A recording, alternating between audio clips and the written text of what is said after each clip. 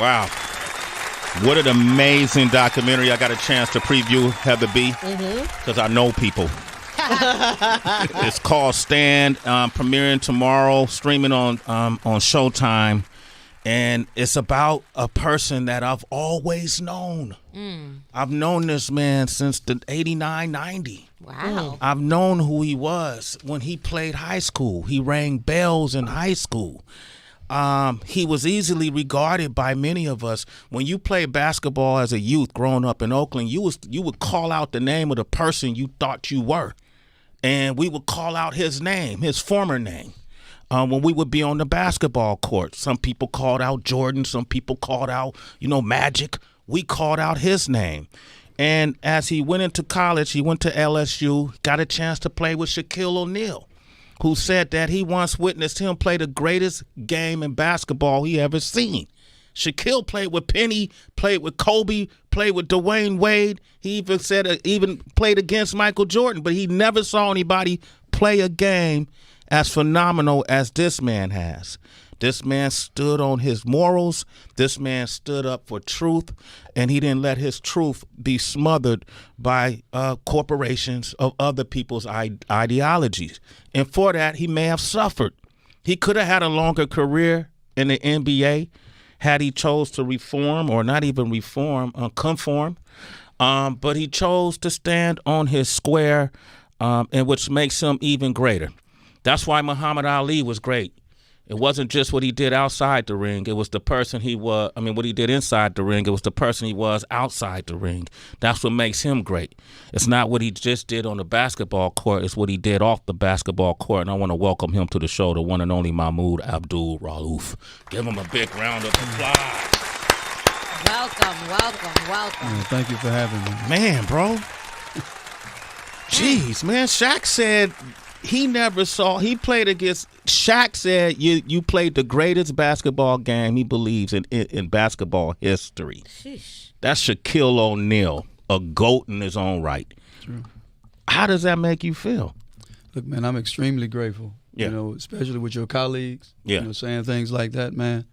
I'm humbled by it every time I hear it, because he was a force to be reckoned with. Like you just said, he's a Hall of Famer. Yeah. And especially coming from a guy like that, and all the people that he played with and against. So a huge sense of gratitude. Yeah. Y'all didn't get along when he first came to LSU. What happened? You know what? We got along, but you have your cliques. You have people, and we worked together well. But there was an incident that he felt that I didn't pass him the ball intentionally, and he said something to me. And look, man, I'm a quiet guy, but you push my buttons. So I went back at him, and I'll come down and not pass you the ball just to prove a point until you humble yourself. But we had a meeting with Coach Brown after that, man, and Coach basically told him, he said, look, this is his team if you want to get it off the glass.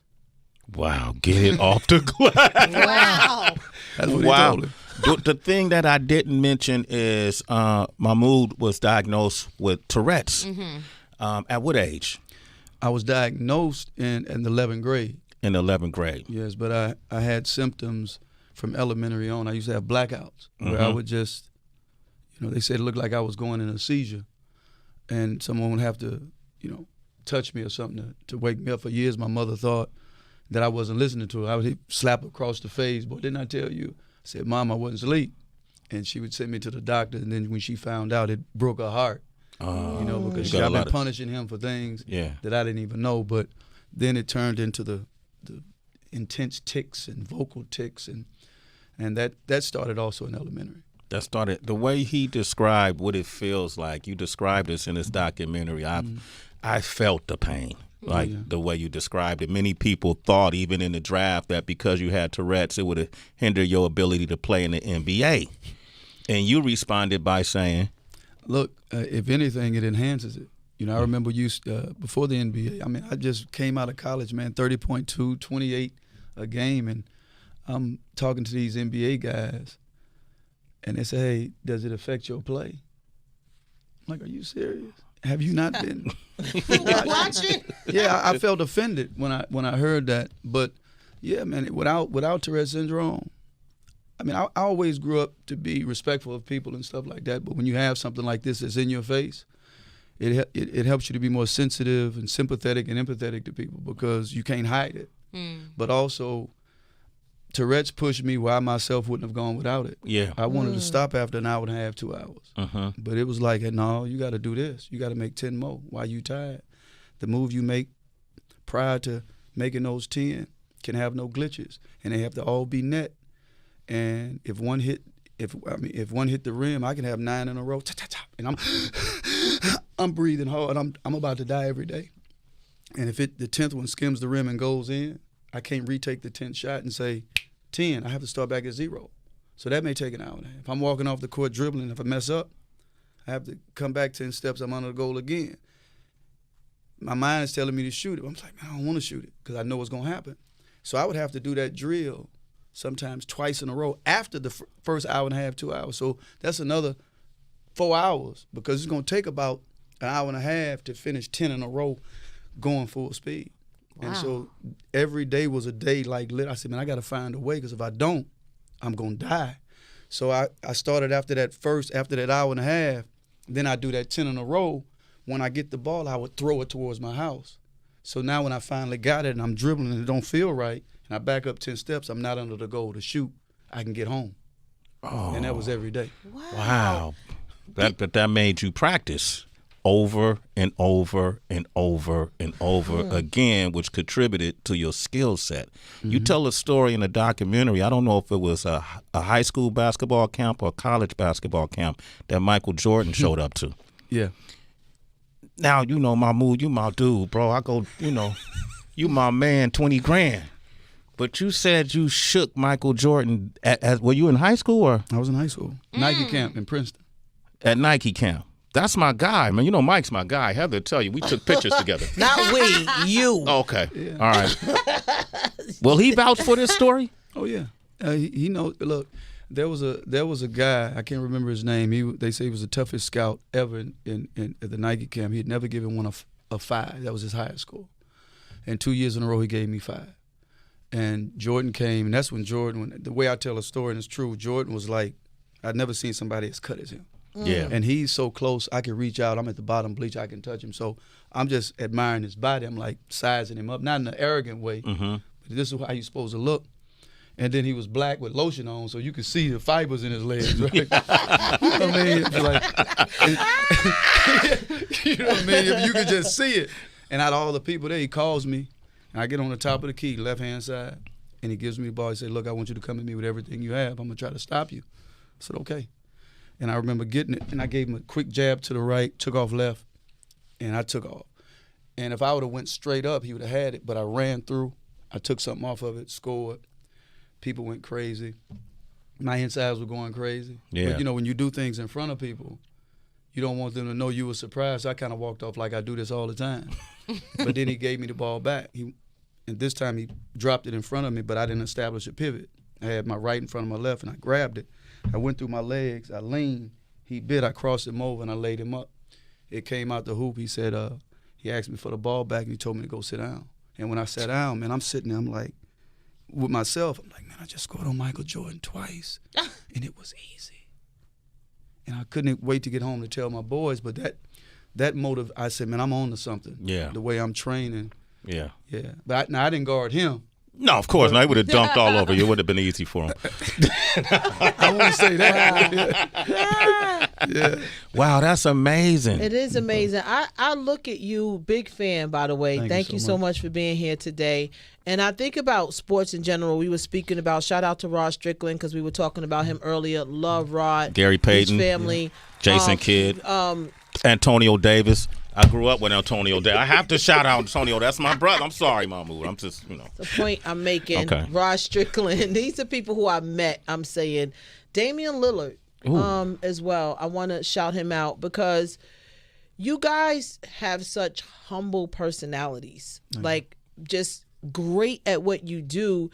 but so humble, and it's almost like somebody would walk right past you, and and not in a disrespectful way, but it's the way you carry yourself. But it seems like the league itself, the NBA is made for like big stars, people with the over the top personalities, the yappers, the loud mouths. Did it ever feel out of place for you, like with all your greatness, but your personality seems almost to be the opposite? That's a great question. When I wasn't practicing, when I wasn't playing, I was just in the streets. I was at the bookstore. I was hanging around what we would call regular people. I didn't go out. I don't drink. I don't smoke. And it's nothing personal. It's just not my lifestyle. So mostly everybody I hung with would just like had regular jobs at the airport, just regular people. And I just felt more comfortable in those environments. Because sometimes with wealth, sometimes, not all the time, people change. They start carrying themselves differently.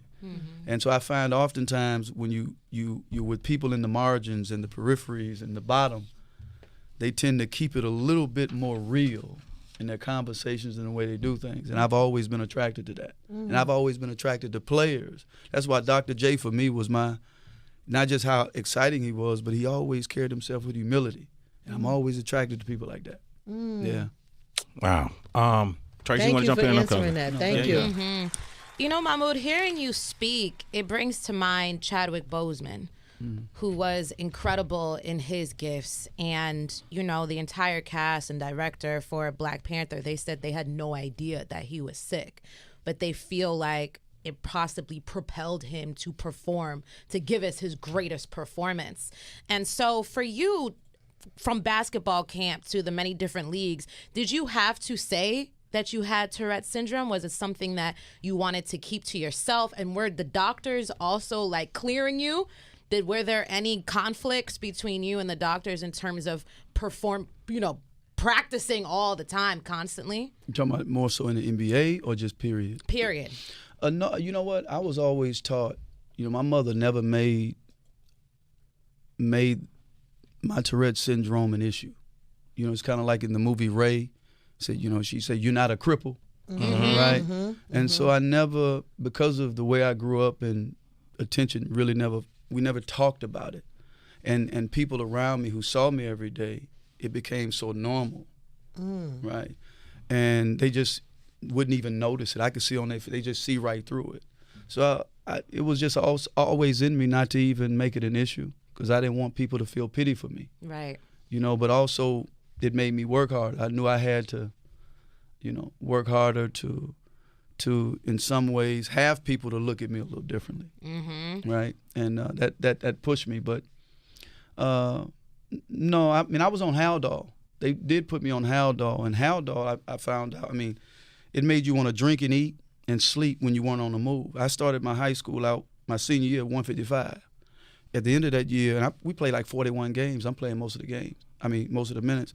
So I ended up being like 172. I get to LSU, I'm 185. Wow. And I'm like 20-some pounds overweight, averaging 30 a game. I'm literally out of shape. And I found out later that drug was a psychotic drug. They give it to prisoners and people to put them to sleep. Wow. And I was like, darn, we're always taught to carry ourselves with humility, but I'm almost about to reach and pat myself on the back. I said, I did all that taking Haldol. Yeah. And then they put me on Prozac and Prolixin at LSU, and it didn't have the gain weight factor. So I decided, I said, you know what, man, trick this. I'm not taking, because all these side effects.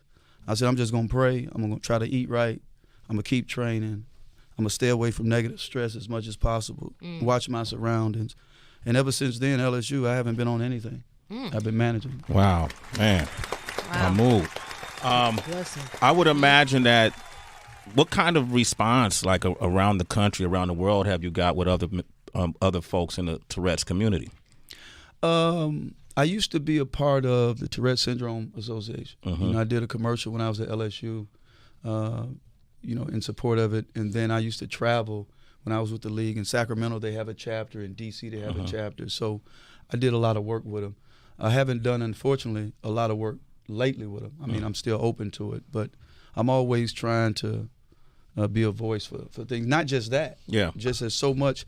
I think this is never in the history of this country in the world have we experienced the increase that we see with youth with mental challenges and disabilities and wanting to commit suicide. Yeah. You know, so it's just not, I mean, everybody's dealing with something. How much you think that has to do with the medication? You know what? I think a whole bunch of it. Not just medication, though, just there's a reason they call it the Food and Drug Administration. Yeah. What's in the foods leads you to the pills, and the pills have so many side effects. My brother's a homeopath. So I'm looking in the pharmaceutical book. Everything they got in there, the side effects are like a paragraph. The benefits is like a line. I said, why would I want to take that? And when I was going through the ulcer in Denver, and it didn't dawn, I said, darn, I got a brother, man. Because I got an ulcer because I was so angry. And I went to the hospital. They gave me an IV. They gave me some stuff. I came back and said, hey, David, man, this is what I'm going through. He said, read to me what they gave you. I mean, tell me what they gave you. He looked on his computer. He said, you see this, this, and this? That helps your problem. He said, you see this, this, this, this? That recauses the problem in the same medicine. Wow. I said, are you serious? And that's when I started looking in the industry and even talking about that. I said, man, y'all killing folks. Y'all got folks in a cycle. Yeah. Mahmoud is here, Abdul-Rauf. I want to go to song and come back and open the phone lines. Heather B, I know you headed out to Urban View. You guys hit me up. I'm at the happy hour. WHB on the gram. All right. We're coming right back. We're taking phone calls, 888-742-3345. Yes, and he's here with us today, Mahmoud Abdul-Rauf. That was Common, who came by the show recently. Yep. Jocelyn Rose Lyons, Stephen Espinoza from Showtime. These are all close friends of mine. Sarah Allen, she's from the Bay as well, from Oakland, who's an EP on the project. You guys put together a remarkable project. We've been having this conversation, and we're talking about your career, but your life as well. You know, and you've been I don't want to say everything because it's a lot that's said in a documentary, and I want folks to hear this. But at one point in your life, you reached a crossroad where you start questioning your faith. You grew up a Christian, right? What made you question your faith? What was it? You know, there were just some things, man, that you keep hearing things that just are contradictory. Yeah. You know, you hear, for example, even in terms of prophets, these are men of God, but then one minute they're committing incest, and then, you know, how can you be a man of God? And then just the concept of the Trinity just didn't resonate with me. And then other stories, you know, you come across biblically, even with, you know, Jesus being crucified. And then when you read about the upper room, and he comes to the upper room and he says, you know, touch me, feel me, because they suppose they saw a ghost. He said, touch me, feel me, see that it is I myself, or a spirit has no. I said, well, why was he, if he was dead, because he said spirit has no flesh and bones, how could you see him? And was this after the supposed crucifixion? So, but when I make a long story short, when I'm asking questions, I'm always getting two responses. And I'm not saying this is everybody's experience, but it was mine. Your personal experience, yeah. And they said, you know what, you just got to believe and you can't question God. I said, but hold on, man. God gives us a mind. I'm questioning because I want to know. I want to follow the right way. And so to me, that was unsatisfactory until I was given the autobiography of Malcolm that just caused me to start thinking differently and then pursuing information and not just reading for the sake of reading, engaging it, asking questions, and which led me to meeting a person that's from New York, Mark James, and Islam came up in conversation. I picked up the Quran to go by a lot, bypass a lot of the details. 2-3 pages later, I can't remember exactly what it was, but I can remember to this day it made me feel. I looked across the table at him. I said, man, I don't know about you. My search is over. And I said, this is it. And I started going to the masjid, and every day up until now, I'm 53, someone asked me, said, what is it? I said, I'll tell you. From the moment I started to now, every time I engage it, it's never ceased to satisfy my curiosity and answer my questions. Wow. So why wouldn't I? Wow. To this day. So, however, I won't even say but, however, that decision you made affected the dream you had to be an NBA player, right? Yes. Talk about that as that was happening, your relationship with God through Islam. and then the relationship you had with the NBA because of it. Yeah. You know, man, reading has there's a saying that, you know, your thoughts influence your behavior. Your behavior forms your character, and your character determines your fate. And so the more you learn, it's just a natural course of action that is going to change you. And so I began to the most of my education came from on the road, not at college, not in high school. People would meet me at hotels, and I'm a people's person. So I felt if I feel comfortable, I'm inviting to the room. I'm ordering room service. Some people that were great in history, some great in religion, some had a specialty in political science, and they would introduce me to books, Noam Chomsky, Gore Vidal, Howard Zinn, Amos N. Wilson, Kwanzaa Kunju. I'm reading everything now because I feel I'm being exposed and it's fascinating me. Then I feel cheated educationally. So I'm like, man. And so as a result of that, I come across books talking about foreign policy, talking about the crimes, and then I'm comparing where we are today, and I'm listening to the language of what was happening then. It's like, darn, nothing has changed. Nothing's changed. You know, nothing. I said, if you take these images in 2023, and you take the images then and you put them in black and white, you wouldn't notice the time difference. We still, so these That's are interesting. Yeah, these are the things that influenced me. I just couldn't see myself. And so the NBA, obviously, you know, it was less about me. It was more about sending a message to other people. You know that if you choose to take this course, this is what's going to happen to you. And they said I was supposed to meet David Stern. That I never talked to David Stern throughout that whole process. The media was saying he's going to New York. Never met him. And then I come to find out that you're suspending me for not standing for the flag. Now I don't even think I don't know if this is in the documentary, but yet I'm reading this paper. It used to be called The Spotlight. Now it's called American Free Press. And they had a private meeting in Davos, Switzerland, you know, the heads of state, presidents. And this is prior to the Iraq War, right? Before they even mentioned it to the public that, okay, we're going to where they already knew. And the meeting was such that if you had been invited before, you had to pay $10,000 to attend. If you haven't, $15,000 just to attend.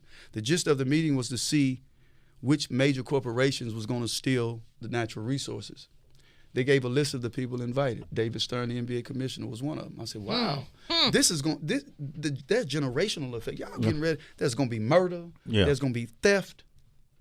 And there's generational effects of what you're involved with. And you're going to, no politics in basketball. You suspending me and putting me out there like that. And so, yeah, it was ridiculous. But this is the hypocrisy. Yeah. That exists. And even today with the NBA, But look at Kyrie Irving. Right. Did you and Kyrie ever did he reach out to you? Man, I talked to Kyrie during the Big Three. Yeah. I forget who put us in contact, man. We talked for about an hour. Very intelligent, articulate guy. And he said, Mahmoud, the takeaways that I had from the conversation, he said, Mahmoud, man, basketball, my legacy is already established. He said, but in so many words, he said, man, but that's not important to me. He said, what I'm trying to leave now, man, I'm trying to help as many people as I can. I'm trying to elevate myself. And which is why I think he's on a tear. Like that wasn't mentioned about all how philanthropic he is. You know, because, you know, it's easy now to label you when you don't see all of that as a troubled person, right? But he's definitely on a course, I think. And on the course to trying to educate yourself, look, man, you're going to have missteps. Yeah. That's just natural. Yeah. Yeah. But I admire the fact that he's willing to throw things out there to see how it's going to bounce back. That's how you grow. And that's what he's doing, I think. And I was very impressed with our conversation. But the NBA, you know, I was asked, well, if it was a different time now, do you think? I said, no, because look at how they did. Kyrie, it's the different type of politics. You know, when James Harden and Westbrook win China. What's happening with the Uyghurs. And then you have, the NBA have a facility in China. And they were about to answer a question. Hey, don't answer that. I thought y'all allowed your players to deal with these issues. You know, so it's not as, I think they're just more savvy with how they deal with it. But because they've never reached back to Craig Hodges. You've been having all of these social, if you're no longer like David Stearns, period, no longer like that, why haven't you, and you've changed, why haven't you reached back? I talked to Craig. the position that Craig took by giving the staff recommendations for the black community, every citizen should be able to do. Wait, what happened with Craig Hodges? He after the championship, he went to the White House wearing African dashiki. I remember this. Right, Yeah. and he passed to a staffer to give to the president recommendations to improve the conditions in the African American community. Mm-hmm. They felt he shouldn't have did that. No, if you're a qualified leader, you should accept those offers. Yeah. You know, you come to us to promote you for votes and all this other. Every citizen should have the right to do that. Even if you're not a citizen, God gives you that right if you see something. Mm-hmm. And so they went around, and his career was affected as a result of that. Yeah. And so they blackballed him. Yeah. The problem shouldn't have been with him. It should have been with people who saw it as a problem. And like he's broke 3 All-Star records. Yeah. Nobody has done that yet. 3-point contest. I said they should have him at every event with a throne at half court until somebody get those until 3. Somebody get paying him handsomely for it. They should invite him, and I don't petition for me, but they should invite all of those people who stood up for something at these conventions talking about social activism. If you've really changed, but you haven't because it ain't the same type of politics, and you haven't changed. I love it, man. Mahmoud is here. 888-742-3345. Lord Sears coming up next. We're going to go to Louisiana. Chu, we got to do quick questions. You got one? What up, Chu?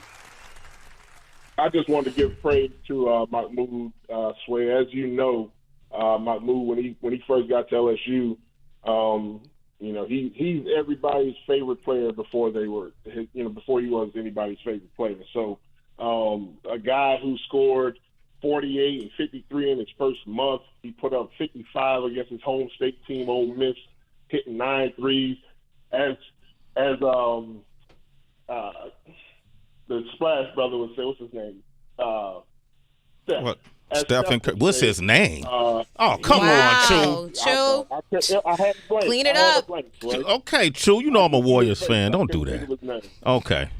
I wasn't doing it on purpose, Sway. I couldn't think. But Mahmoud, man, you were my favorite player when you got to LSU as a kid from Opelousas, Louisiana. Thank you. You know, I couldn't wait till the Tigers came on so I could see you do your thing, man. Much love and keep doing what you do, man. Thank you. Much love to you. More love to you. Chu, appreciate you, man. We got to talk Javonte Davis, Ryan Garcia soon, all right? I called Friday. I couldn't get on, boy. Okay, family. Have a great day. You're a citizen. Let's wait a moment. Robert, you want to comment? What up, Robbie? He's in Texas.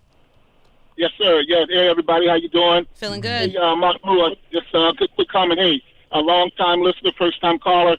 But Mahmoud, I just wanted to say this, man. I was stationed in Keesler Air Force Base back when you were junior and senior high school. I used to watch you and Laterio Green go at it all the time. Now, I have a son that has disabilities, and I'm very sympathetic and protective of people who have disabilities. But I want to tell you that I'm real proud of the way that you're handling this, and just hearing you talk, you know, just being the spokesman that you are, so to speak. But I just had a quick question as far as I know when you converted, you had some trouble. They burnt down your house. How did you handle that? And did you get any support from the NBA on that? And much love and much respect to you. Thank you. You know what, man? My faith, even though none of us are perfect, my faith governs everything I do. So, you know, I follow the methodology of the Quran. Everywhere where God says he's going to challenge us. You know, he says, I'm going to challenge you with loss of lives, worldly goods, labor's fruits, but give good news to those who are patient in adversity. When they're confronted with a calamity, they say, from God do we come, to God should we belong. He's not going to give you a burden you can't bear. You know, for every difficulty, he's going to give you ease. So I'm always trying to follow up whatever I go through with some positive reinforcement, because what you focus on grows. And so that's just how I do it. When I'm hit with something, I say, you know what, you're not going to give me this to dehumanize me. You know, you're giving him this because you're trying to elevate me to something I might not understand. And so that's what got me through it. His house got burned down. Wow. In Mississippi, his home state, by some racist folks who they loved him when he was, you know, scoring points for him, but they didn't love him when he decided his faith, right? And they burned down his house. At one point, you became destitute in the sense that you lost every penny. You know, I'm sure that impacted your family life, you know, at some point. And you'll find out all of these stories. I don't want to tell everything, but it's all in the documentary. I want to say congratulations to you. I don't know why now, but why? But what today? What made it happen? What made this doc happen at this time? You know what, man? That's a great question. There's a saying that man plans and God plans, and verily God is the best of planners. Yeah. I would like to think because just the timing. Yeah. I'm older now. I've read more. I've experienced more. Had more conversations. I think I'm in a better position now than I was then to articulate, you know, my life. But also just there's always something happening in the world. And with Kaepernick doing what he's doing, look at Kyrie's situation, more athletes are speaking out. You know, the advancement of social media, you know, the media not being able to control the narrative as much as it used to. I just felt this was better time than any. And like an old dude told me, he said, man, none of us are going to make it out of here alive. I don't know when I'm going. And so if we can leave a legacy, you know, George Washington Carver said no one has a right to come into this world and go out of it without leaving behind distinct and legitimate reasons for having passed through it. So sometimes, whether it's building a road or a hospital or a book, I can be in on my deathbed. I can be in the grave for 50 years, 100 years. We got a concept in Islam called Sadaqah Jariyah. So if somebody's reading your book and they're benefiting from it, even when you're dead and gone, you're getting blessings.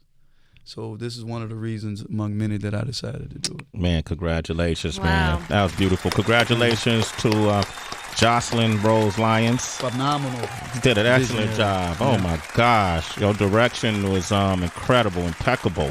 Mahershala Ali, another Oakland brethren that spoke high praises of you. Jalen Rose, who put things in just such a perspective to make you see it so clearly. Shaquille O'Neal, for all of his commentary and just telling people, look, this dude was the greatest. Steve Kerr, who came in and said he had no chance against you. Wow. All of these legendary people who speak your name, and I'm going to add myself to the list, man. Congratulations. Thank you. Let me say thank you, man. It was an absolute joy watching you play in college. It was an absolute joy watching you play. You're the type of player that, even though you didn't play for my team, the Warriors, you actually played against them. I still enjoyed you playing, and hearing Stephen Curry say how you influenced his game, and in the doc you'll see clips of you two moving the same. What is the greatest game you felt you ever played? What game was it? Oh man, that's tough. In terms of stats, even though it was an overtime game, I would say Phoenix, because it was 30-20. I had 20 assists. Oh, finally, people. Damn. Yeah, you know, sometimes you don't get the assist. It ain't because you pass, and it's because they ain't making it. Yeah. You know, they took a dribble. Okay. Yeah. And they went a certain way, 2 more dribbles. You know, so but that was one of the best games. But in terms of just numbers, man, I've been blessed. Yeah. To have a few. So. Yeah. When y'all beat the Bulls, that was a good one. Yeah, but you know, Bay Area, man, for me is one of my favorite places. Yeah, and y'all just have a history of art. Y'all have a history of activism, and that's also a place that just I used to go in the summer when I was in the league and sit into these meetings and listening to talks, and that helped to groom me as well. Okay, he said Locksmith is one of his favorite rappers. Not bad at that. Okay. Yeah. Hey, Mahmoud, thank you for coming by, brother. Thank you. The documentary is Stand. It's streaming tomorrow on Showtime. Yo, everybody watch it, okay?